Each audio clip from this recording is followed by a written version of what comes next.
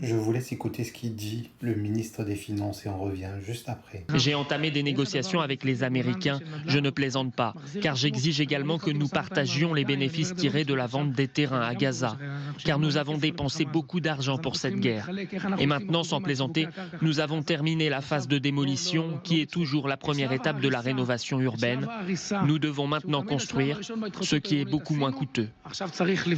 Et si on vous proposait 5 000 $ pour partir de chez vous? Gaza.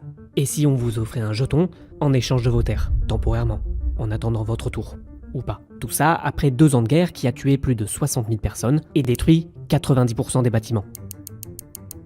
Le 31 août, le Washington Post révèle ceci, un document de 38 pages qui circule dans l'administration Trump alors qu'Israël prépare son offensive finale sur Gazaville. Dans ces pages, un plan d'action pour l'après.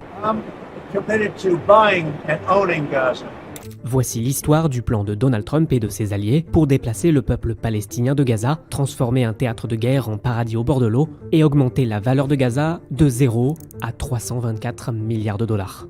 Exproprier les Palestiniens, démolir leurs maisons, revendre leurs terres aux plus offrants.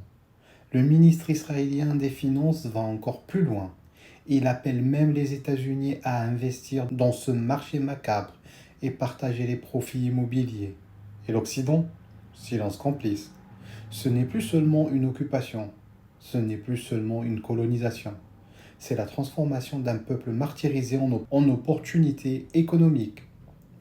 Face à ce cynisme, notre responsabilité est claire. Ne pas détourner le regard.